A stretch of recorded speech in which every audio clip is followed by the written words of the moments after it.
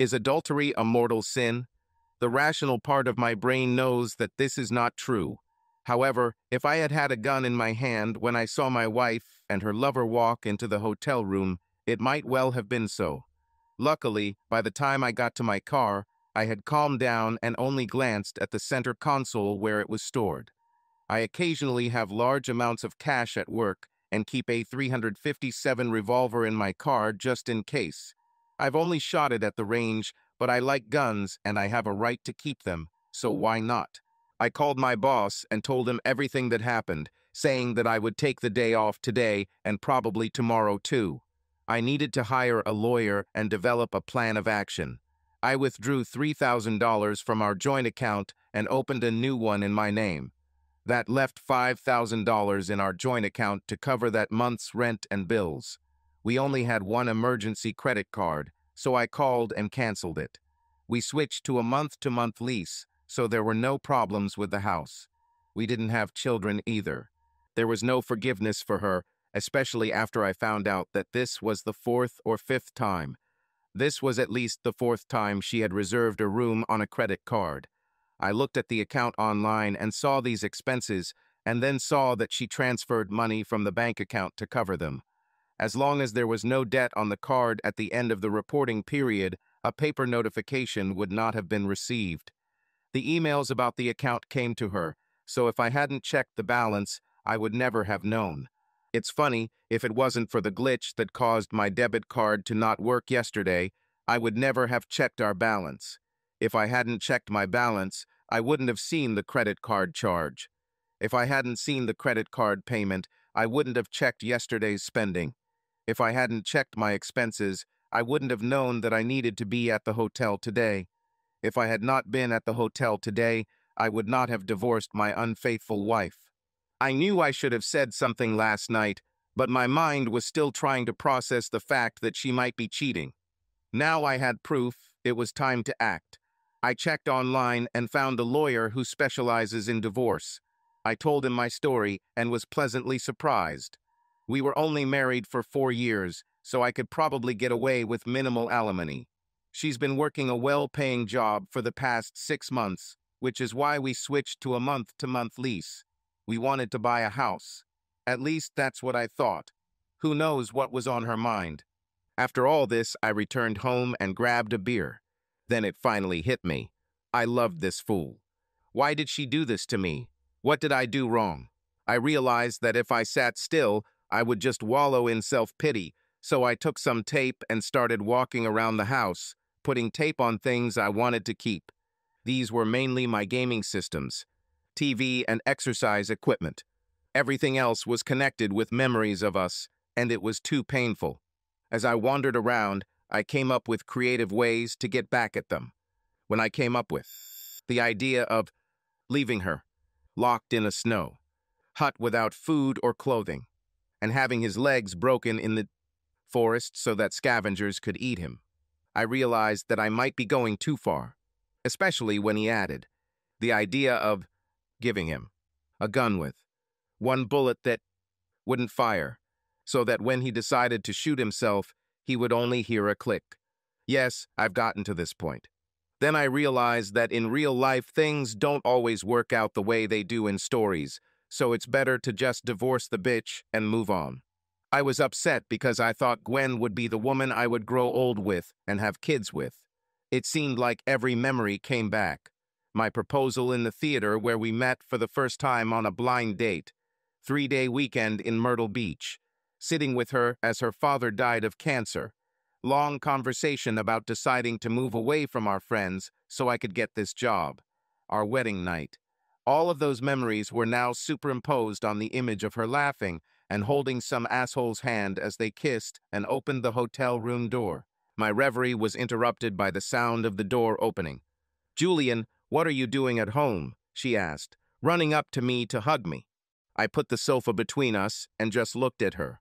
There was nothing to indicate that she cheated today, but that's not surprising. "Stop lying, Gwen. I know you're sleeping with one of your co-workers, so I suggest you start putting tags on what you want to take. You'll be served with the divorce papers on Wednesday." Her reaction was unexpected. She looked almost relieved. "I'm so sorry, Julian. I should never have gone behind your back." "You deserve the truth," she said quietly. "Sorry for cheating or sorry for getting caught?" I asked bitterly. "I'm sorry I didn't tell you I wasn't happy. I'm sorry I didn't have the courage to ask for a divorce a couple of months ago when I decided I wanted to leave." "You deserved so much more from me," she said, tears filling her eyes. "Have you been sleeping with him for months now?" I couldn't hold back my loud voice from anger and pain. "No, we've only met 5 times in the last couple of weeks," she sighed. "But I've been wanting to leave the marriage for the last 6 months." Why?" I asked. My world seemed to have shifted 5 degrees. "Because I'm 25 and I don't want to come home at 10 p.m. if I'm having fun with my friends. I don't want to worry about drinking too much and possibly offending your boss at the Christmas party. If I see a pair of shoes that I don't need or can't afford, I want to be able to buy them without feeling like I'm taking money away from our future children's college fund," she responded with some warmth. "So you've decided to stop being an adult. You want to go back to your carefree early 20s. Well, you got it. I took half of our savings. I'm taking my name off the rent tomorrow. I took an extra $75 for a disease test. We had sex last Sunday, and I'm sure you were with him before. I can't count on you to care enough about me. You want freedom, you got it. Enjoy your life with new friends and a new job." No matter how hard I tried to remain calm, I could not contain my anger. "Yes, Jules, I was barely 21 when we got married. We both missed out on a lot. At the time I thought I liked it, but now I'm not so sure. Going out with Jeremy and his friends reminded me of the fun times we had once had, just talking and doing stupid things," she said rather defensively. "What part of a wasted life includes cheating on me? What part of a wasted life makes this acceptable?" I thought, if nothing else, at least we're friends. Friends don't betray each other like that. "You're really good, you know that? I thought that my mother and sister are just bad examples, but apparently all women are just walkers." Okay, I had to stop screaming. Gwen winced a little when I thought about my mom and sister. Mom's betrayal drove my father out the door and threw him into the bottle. 2 years after his departure, he died from alcohol. Mom was only angry that the child support checks stopped coming. What little was left of Dad went to my sister and me, and Mom took it and spent it on new breasts and a tummy tuck. She put my sister Adrian on medication and told her that if she was going to get pregnant, she should get pregnant from a rich man so she would be ready. Adrian managed to seduce Tony Winger, the son of Arnold Winger, owner of the Winger car dealership. When she was 21, she found herself pregnant. Tony heard the rumors and asked her to do a DNA test while the baby was still in the womb. It turns out that he was not the father and abandoned her. She decided to get rid of the pregnancy cheaply to solve the problem and contracted a blood infection. 2 days later, she died at home. My mom tried to sue the doctor, but apparently my sister signed forms that would have made going to court very expensive. When she found out that trying to get any money would cost more than $10,000, Mom gave up on it all. The next year was pure hell for me as I tried to finish school with good enough grades to maybe get a partial scholarship and not have to deal with the men my mom brought home. I considered college dorms to be a lifesaver. In no case can it be worse than at home. A month into student life passed, 2 local police officers visited me. They pulled me out of class and told me that my mother had died in a car accident. Apparently, she and her boss had a date at noon, and they ran into his angry wife. They jumped into his car and sped straight into the grill of a garbage truck. I was able to get most of my money back from college for the semester because I had to leave to sort things out. No matter how trashed it was, we had a house paid for. Mom had a car, and amazingly, she had a 401k with almost $100,000 in it. There were $300 in the savings account. I also found a cache of money. The cash was almost $9,000. I wasn't surprised at all. I spent a month cleaning and completing paperwork. I sold the house, put the money in the bank, and went back for the winter semester. I lived as frugally as I could and did nothing but schoolwork. I graduated in the top 25 of my class and found a job as a manager at an up-and-coming construction company. I went to a bar with a group of guys, and that led to a group of girls coming out to us. My attitude softened to such an extent that I thought maybe there was a decent woman out there. I thought I hit the jackpot when I met Gwen on a blind date. I was a couple years older than her, but I thought she was pretty cool. The ink on her accounting degree was still damp, but she had found a rewarding job with the state police in forensics. I thought I had a life. It turns out that all women are trash. Gwen was starting to really cry. This immediately made me angry. She decides she wants out of our marriage, stabs me in the back, cheats on me with some other guy, and then she feels bad. Hell no, I literally felt something burst inside me. I just suddenly didn't care. You will be served on Wednesday at noon at work. I noted that I wanted to be picked up from the apartment. There will be no things tomorrow. You leave your car, and I'll leave mine. My name is on the lease at the end of this month. After the first of the month, it will be yours only if you want it. I took half the money from the account. I want the credit card paid off and canceled. I don't plan on this getting nasty, mainly because I don't want to see your lying ass again. I took a deep breath.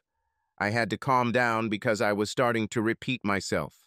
Tell your boy Toy to stay away from me. I know he was just taking advantage of an available woman, so I'm not going to hunt him down. But if he crosses my path, I'll take him down. Not because you're worth anything. Simply because a real man does not hunt a married woman. Someone needs to teach him a lesson, and if he crosses my path, I'll be happy to show him. If it's not me, it will be the husband of the next married woman he decides to sleep with. I grabbed the bags I had packed and walked past her. I'll pick up the things that have duct tape on them tomorrow while you're at work. If you want to fight this, take down the tape, and I will put it in the divorce papers so the judge can make a decision, I said, walking out the door. She didn't resist the divorce at all.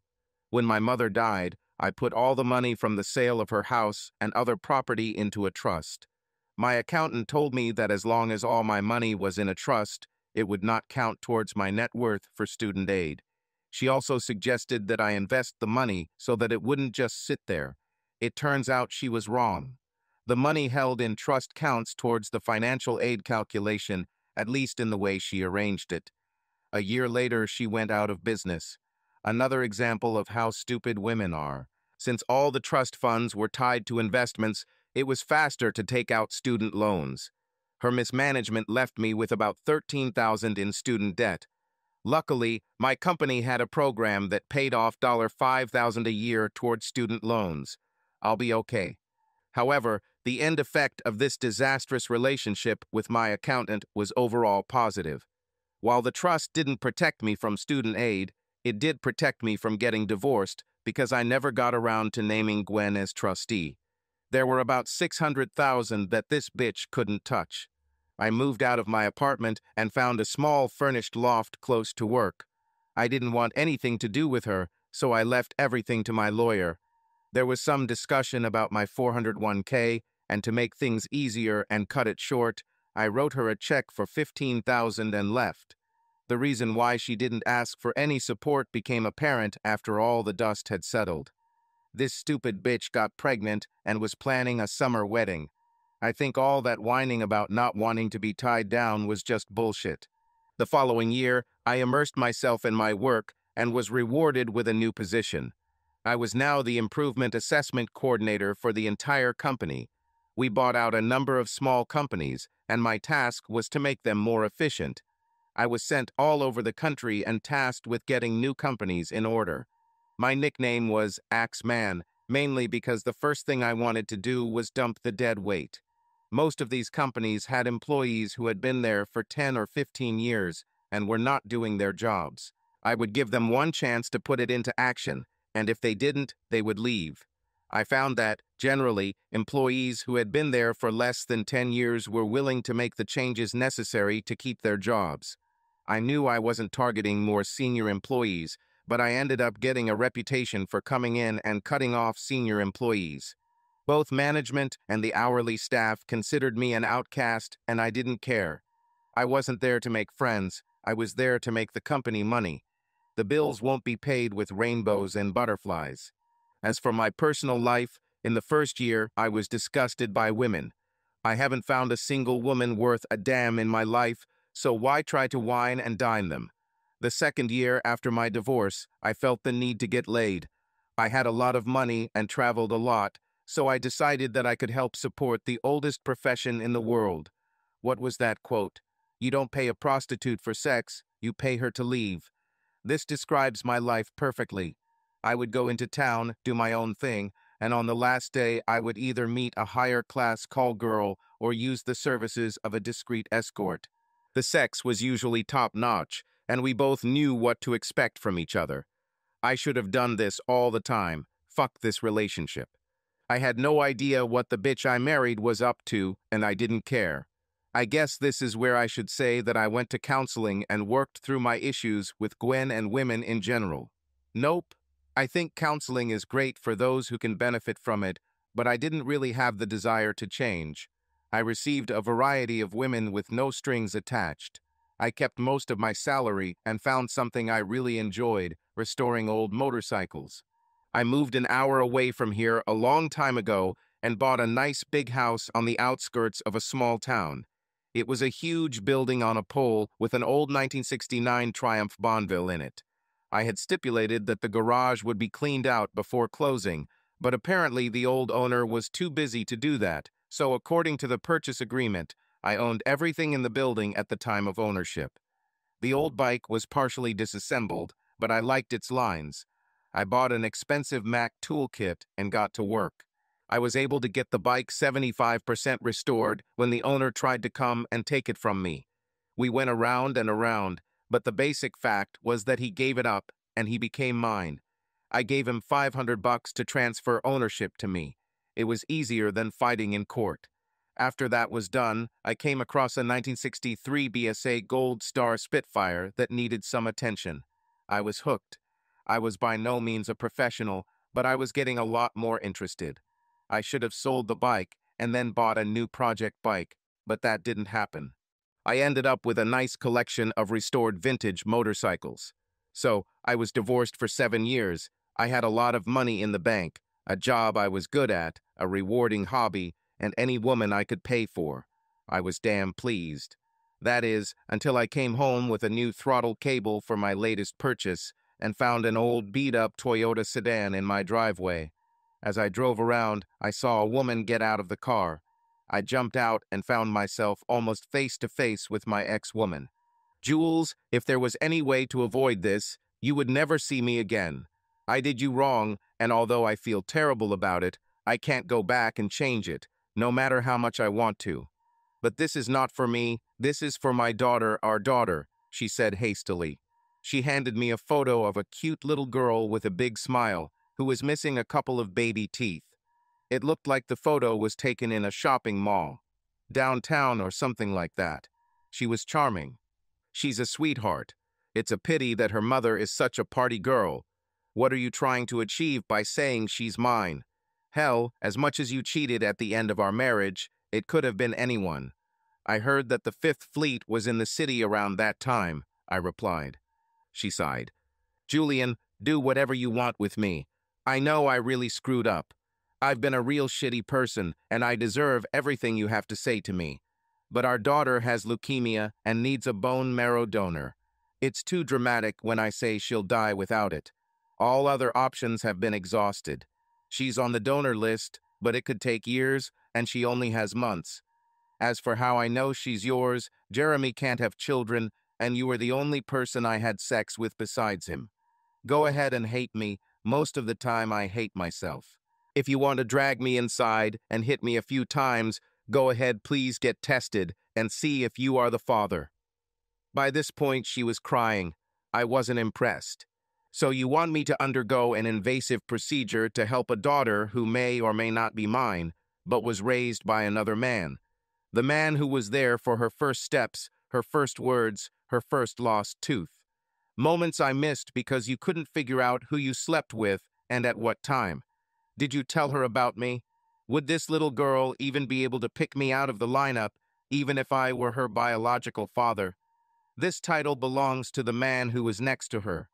By the way, where is that little cuckold? I thought you guys must have fallen in love as quickly as you got married after stabbing me, I replied. I noticed a sad expression appear on her face. Jeremy left us when he found out he was not her biological father. His parents bullied him into taking the test, and he came back without any common markers. It turns out he can't have children and has probably been like this his whole life. I don't miss him one bit, but it breaks my heart and pisses me off that he just left Laura sitting in a hospital bed crying and never came back. You are right. He was the only father she knew. She was in so much pain. To be abandoned like this. So this is a certain revenge for you. I'm a divorced single mother living on welfare trying to help a chronically ill child, she said. Listen, she continued, my life has been hell for the last 2 years. Trust me when I say that any revenge you might have wished on me has come full circle. The only good thing that has happened to me since we broke up. This is Laura. If you want to find out more, you'll have to sign up for testing. Here is the contact information and a couple more photos of Laura. Please, Jules, get tested. She sobbed, turned, and ran back to her car. Her departure was slightly delayed as it took 3 attempts to get the engine to start. As she pulled out, I saw drops of oil on the driveway. When I went to get some cat litter to soak in, I thought long and hard about her request. I'm an asshole, and I'm not ashamed to admit it, but I'm not the type to let a child die if I can help it. Even if it turns out that she is not mine, no 7-year-old child should be in her place. I was quite surprised how quickly I decided to get tested. I went in and called. It turned out that she was right. Laura was my biological child. The test also showed that I was close enough for them to risk doing bone marrow surgery. I went and planned everything without telling Gwen. I had a private investigator in our office doing background checks on Gwen, asshole, and his parents. It turns out that everything she told me seemed true. The idiot left her alone, even going so far as to get her marriage annulled. For the past 2 years, Gwen has earned money by working as an assistant and as a waitress. Apparently, all her time was spent in hospitals. Medical expenses were enormous even with Medicaid. All in all, things were looking pretty bleak for both her and Laura. I decided to sell my motorcycle collection to free up money needed to pay medical bills as well as child support that I knew I was going to pay. It's funny, I rejected all offers to sell motorcycles, but when I found out that I had a daughter, the decision was simple. I went to the HR manager and surprised the hell out of her by taking 4 weeks off and asking her to add my daughter to my insurance policy. I could tell she wanted the whole story, but she was one of those bitches who told the whole world everything that happened in her office. I was especially quiet when interacting with her. I showed up at the hospital with a bunch of papers for Gwen to sign in one hand and the biggest teddy bear I could find in the other. My heart almost broke when I saw a small figure with no hair and a bunch of tubes going in and out of her body. I had to hold back my tears when she opened her eyes and smiled at me. At that moment, I felt my whole world change. I knew I would protect this little girl from anyone who wanted to harm her. I ignored Gwen when she tried to hug me and walked over to the hospital bed. Hey, was all I could come up with. Hi, I'm Laura. My mom told me that you are my real dad, she replied. Yes, it turns out I can help you get better. I brought you a bear, I said. Her eyes became very large. Her wide smile became even wider. She took it from me and hugged it tightly. Thank you very much. What's his name? She asked. It was a damn toy. Why did it have a name? Well, they said you'll understand what it is when you take it, was my smart answer. It's Charlie, she said decisively. Hey, Charlie, thanks for coming to keep me company, she said to the bear. Thank you for bringing Charlie to me, Julian, she told me. I was going to lose this right here. If you put me in that little girl's position, I would howl with anger and despair. Instead, she was grateful for the stupid stuffed animal. I turned my head a little and caught a glimpse of Gwen. There was fierce pride in his look for his daughter. My appreciation for Gwen the mother has increased significantly. To hold my own like she did and still raise this little angel was amazing. She was still a shitty wife. Laura fell asleep again, but held the teddy bear as tightly as she could. This transplant shit worked better. I knew that if it was in my power to do something, I would do it. I nodded to Gwen, and we went to the cafeteria for a cup of coffee. I handed her the papers. Here are the documents needed to add her to my insurance. I will have a deductible of $1,500, and then everything will be paid for. Luckily, they haven't canceled the existing conditions for the healthcare system yet, so she'll be fine. I also went and asked them to start sending me bills for her medical care, and I could pay it all off within a couple of months, I told her. I wasn't going to tell her that I had $50,000 left from selling motorcycles, waiting to be spent. It was amazing to see the tension leave her body. For a moment, she looked like the woman I remembered. I had no idea how much weight she was carrying. Thank you, Julian, for everything. I know you have every right to hate me, but thank you for doing this for her. She answered with eyes full of tears. This is what I would have done if I had known, Gwen. I've assigned a detective from our company to do a background check on you and Asshole. By all accounts, you were an outstanding mother. I'll punish Asshole soon enough for neglecting my daughter, but don't think I've forgotten how you decided to throw away our marriage for a little fun. Don't think for a minute that I won't hold you responsible for the fact that I missed her first words, her first steps, or her first bike ride. You could have been a great mother, but you were a very shitty wife, I told her. She lowered her head, and I could hear her sobbing. Years ago, this would have broken my heart, but now they have no effect on me. I handed her another stack of papers.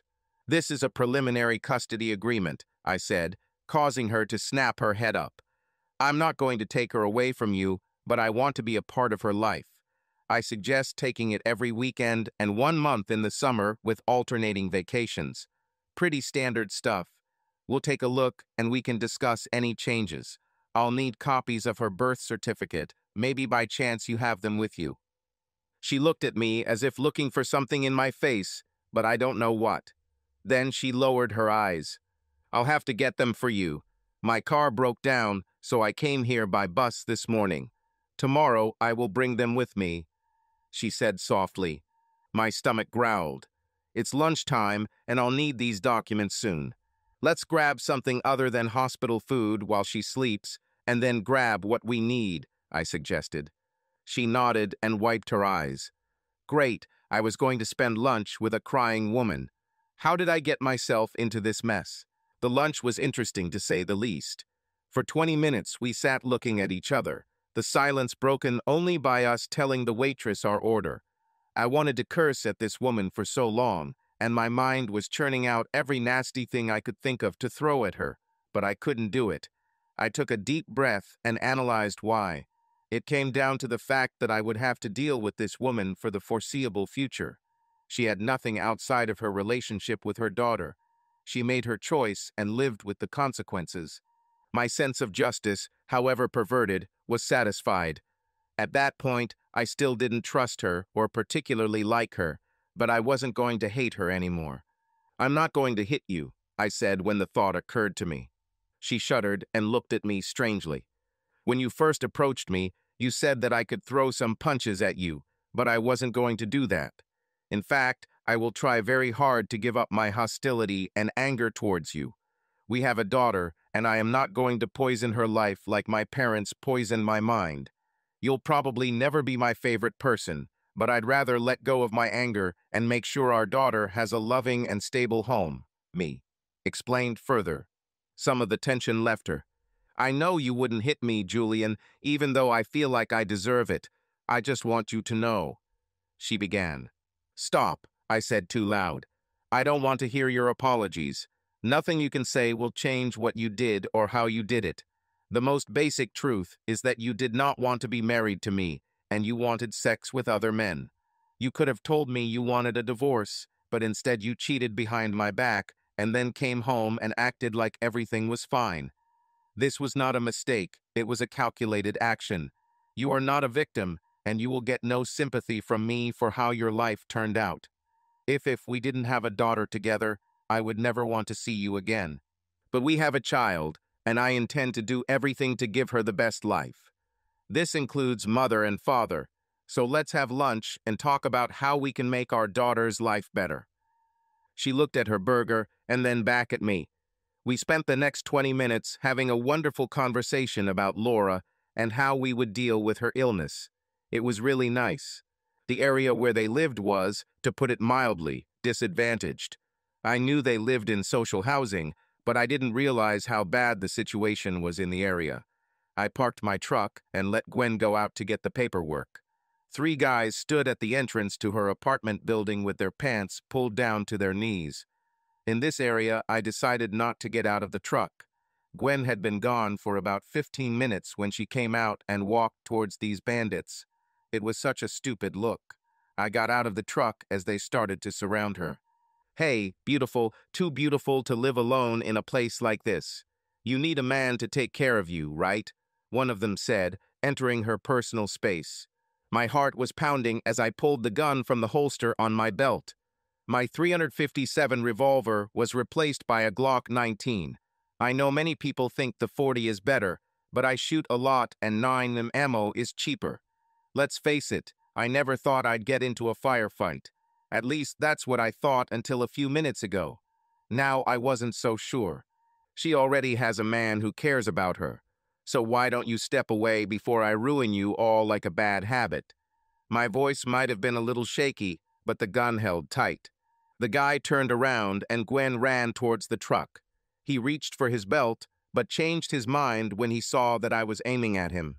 The other 2 behind him were clearly scared, but the leader himself simply looked at me with cold eyes. "If you reach for a gun, I'll shoot you.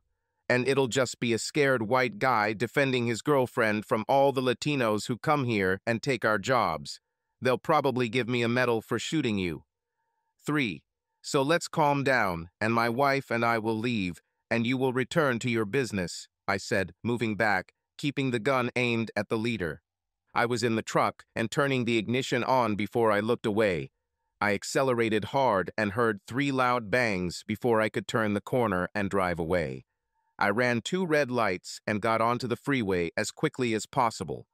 After 15 minutes, I realized that no one was following me, and I slowed down. My heart was pounding. Gwen sat nearby, sobbing. "You are not going back to this shit," I growled. "What do you want from that apartment?" "Just our clothes and some dishes and small things," she replied, gaining control of her emotions. "A lot of our stuff is still in storage, but I'll probably lose it next month." "I'll buy you new clothes and Laura new toys," I said. "We'll get things out of storage and you'll move in with me for a while. I have a 4-room house with 2 baths. You'll take 1 room, Laura the other. You'll cook and clean until you get a job and get back on your feet. No boyfriends in the house, and I will not bring girls. I often go on business trips, so there will be no parties in the house. If I find out that you are bringing someone, you will be thrown out, and I will achieve full custody of Laura."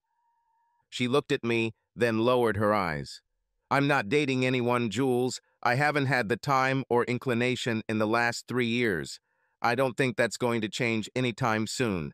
So don't worry about it. And thank you. I know you don't want us to see a hole in my head, but it will be nice to have a safe place," she said quietly. "You should thank Carlos," I replied. Carlos was my best friend growing up. We were an odd couple, me a poor white guy and him an adopted rich Latino with 2 elderly white parents. We did everything together until he got sick at 16. Then I visited him in the hospital whenever I could and watched as the cancer ate him up from the inside. He died 2 days before his 18th birthday. Mr. B and Mrs. Jackson died 3 years later. There wasn't a day that I didn't envy my friend for the love and support of his parents. I wanted to give this to my daughter. It's too late for me to become a normal adult. If I can give this to my daughter, then I can tolerate my ex-wife for a while. We took her things out of storage and got her settled in the guest room for the next few days. I may have gone overboard with Laura's room, but she was my only daughter. Over the next few days, I prepared for the procedure. I don't like hospitals, and I'm sure the nurses deliberately used the dullest needles, but I managed. It took a week in total. Little Laura began to recover after a month, but then it turned out that the transplant did not take root. so I was knocked out for another week while they tried again.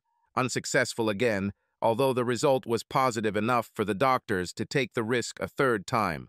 Finally, the transplant took root. 4 months after my last procedure, I met Laura at her new home.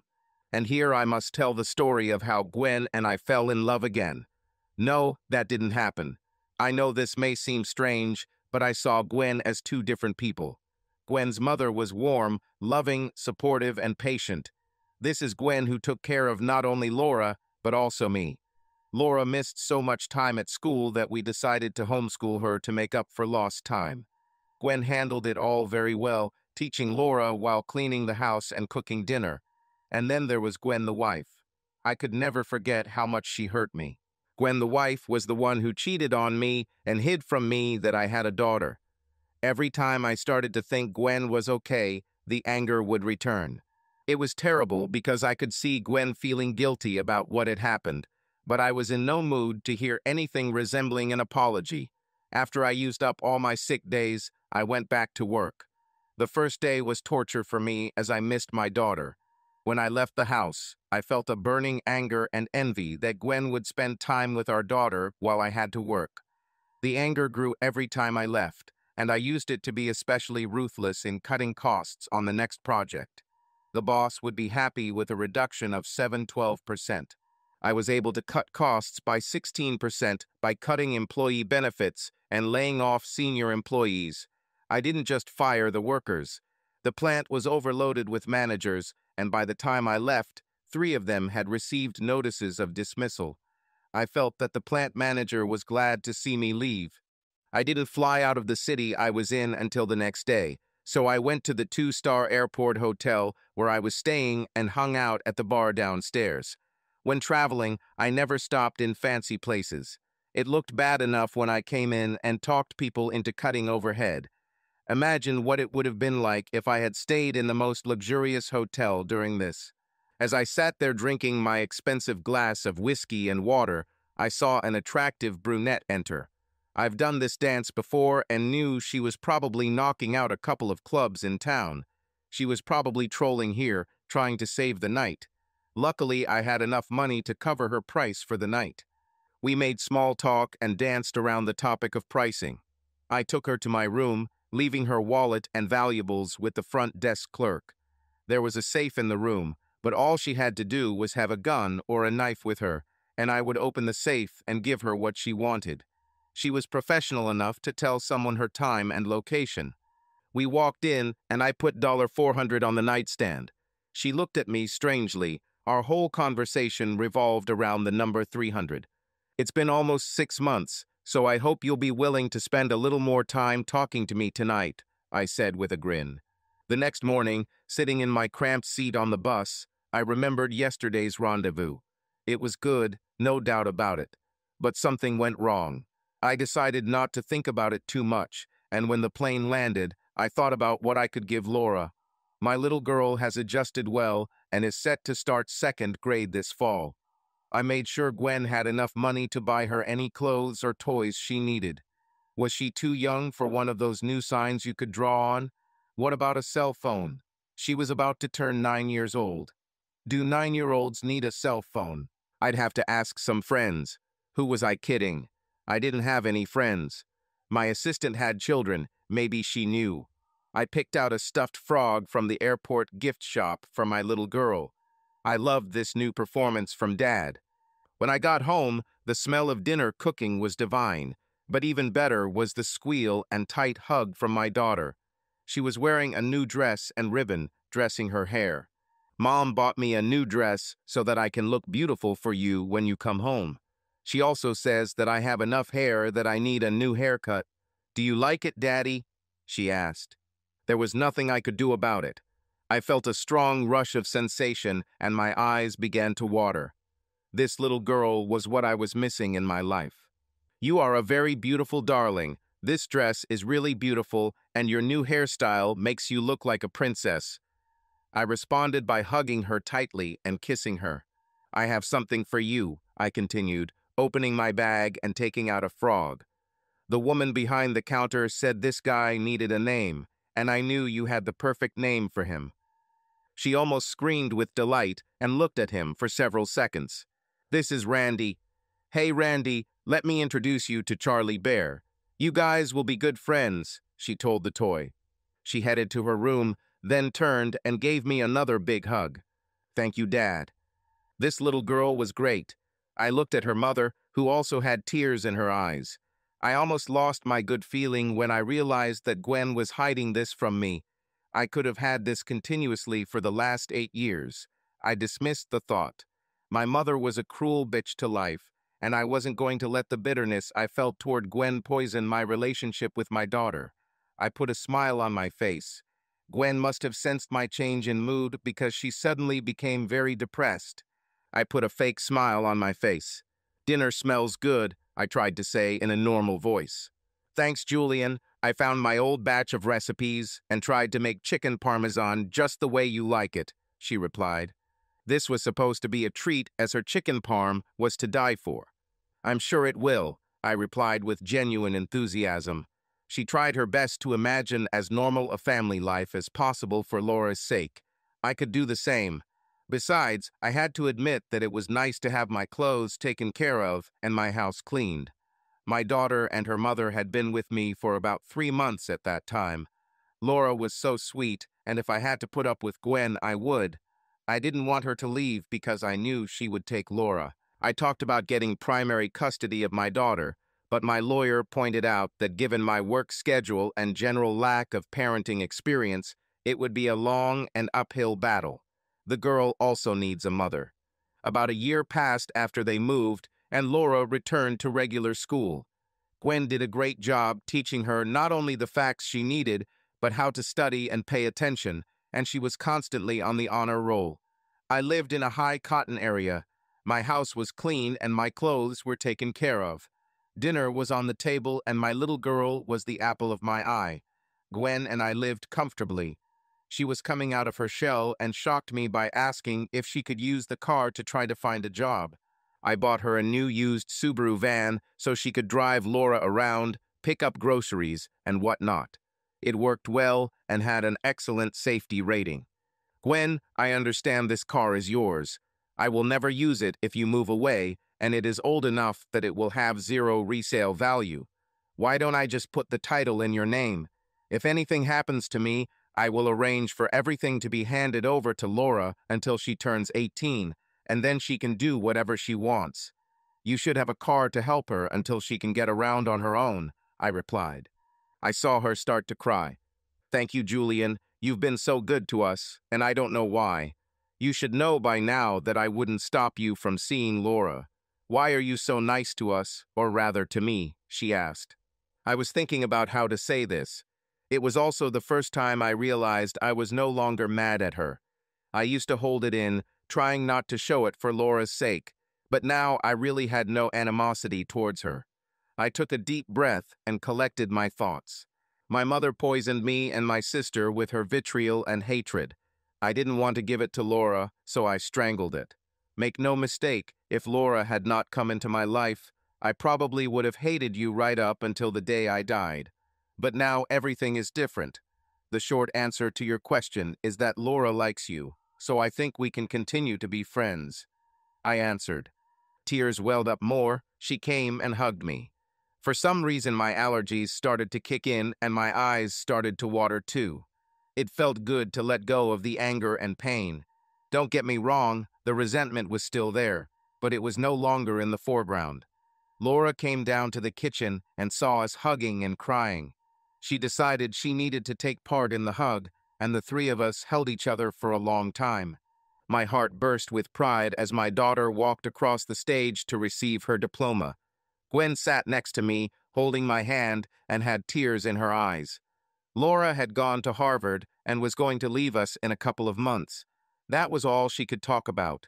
Luckily, she received a scholarship and her education fund covered the rest. I didn't want to tell a girl that she couldn't go to the school of her choice, but I wasn't sure I could afford full tuition at an Ivy League school. Regarding the matter with my ex-wife, she got a job and left home about 6 months after we spoke. Finally, we sat down and she explained what made her leave me. It was a combination of us being away from our friends and family, as well as having a bunch of new friends that made her yearn for the carefree days. Shithead saw this and took advantage of the situation.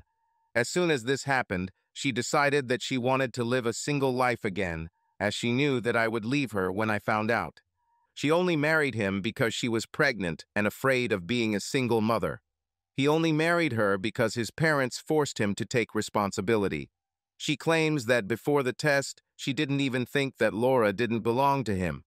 I think she lives in denial about it, but I don't think much of it. As for the jerk, sometimes karma throws a good ball that you can just knock out of the park.